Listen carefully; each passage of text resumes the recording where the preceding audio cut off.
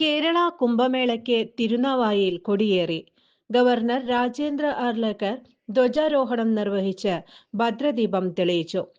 ഉത്തരേന്ത്യയിൽ കുംഭമേള നടത്തുന്ന ജുന അഖാഡയുടെ നേതൃത്വത്തിലാണ് തിരുനാവായയിലും മഹാമാഘ മഹോത്സവം എന്ന പേരിൽ കുംഭമേള നടക്കുന്നത്. ദക്ഷിണേന്ത്യൻ സംസ്ഥാനങ്ങളിൽ നിന്നുള്ള സന്യാസിമാരും വിശ്വാസികളും തിരുനാവായയിൽ എത്തിക്കഴിഞ്ഞു. ചടങ്ങിന്റെ ഭാഗമായി നിള ആരതിയും സ്നാനവും നടന്നു. 3 ദിവസം നിള ആരതിയുണ്ടാകും. കുംഭമേളയുടെ പ്രായശ്ചിത്ത കർമ്മങ്ങളുടെ ഭാഗമായി കാലചക്രം, ബലി എന്നീ പ്രത്യേക പൂജകൾ നടന്നു. അറബിക്കടലിൽ ചെന്ന് പതിക്കുന്ന ഈ നിളാസിന്ധുവിനെ മനസ്സുകൊണ്ടെന്ന് പരിപൂർണമായി ഭാവന ചെയ്ത് അത് ദേവതാസ്വരൂപമാണെന്ന് സങ്കല്പിക്കുക.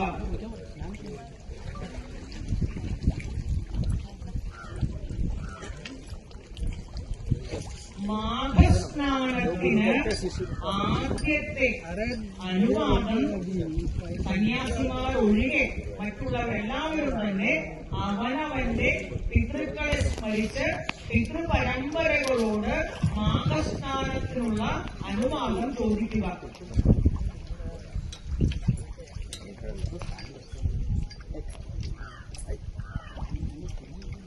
പിതൃപരമ്പരകളുടെ അനുവാദം ലഭിച്ചതിന് ശേഷം അവനവന്റെ പരദേവതയോട് അനുവാദം ചോദിക്കുക. മാഘസ്നാനത്തിനുള്ള അനുവാദം അവനവന്റെ പരദേവതയോട് അനുവാദം ചോദിച്ച്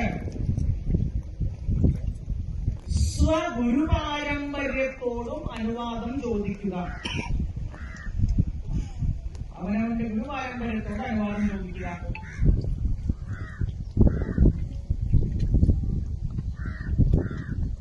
ഈ ദിവ്യമായ ഭൂമിയിൽ അധിവസിക്കുന്ന ബ്രഹ്മ, വിഷ്ണു, മഹേശ്വരൻ എന്ന ത്രിമൂർത്തി സംഗമവേദിയായ ഇവിടുത്തെ അധിഷ്ഠാന ദേവതകളായ ത്രിമൂർത്തികളോട് മാഘസ്നാനത്തിന് അനുവാദം ചോദിക്കുക.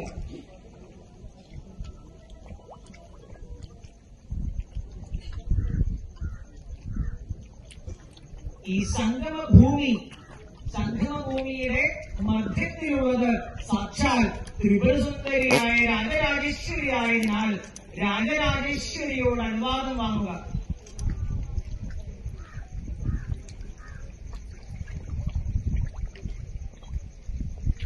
പ്രത്യക്ഷ ഗംഗയായ നിളാസിന്ധുവിനോട് അനുവാദം വാങ്ങുക.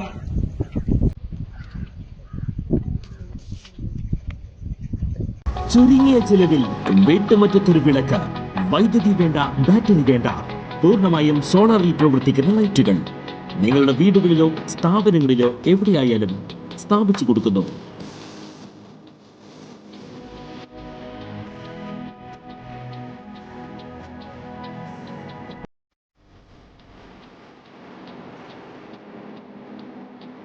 ഹാർഡോൾ സോളാർ ലൈറ്റ്സ്.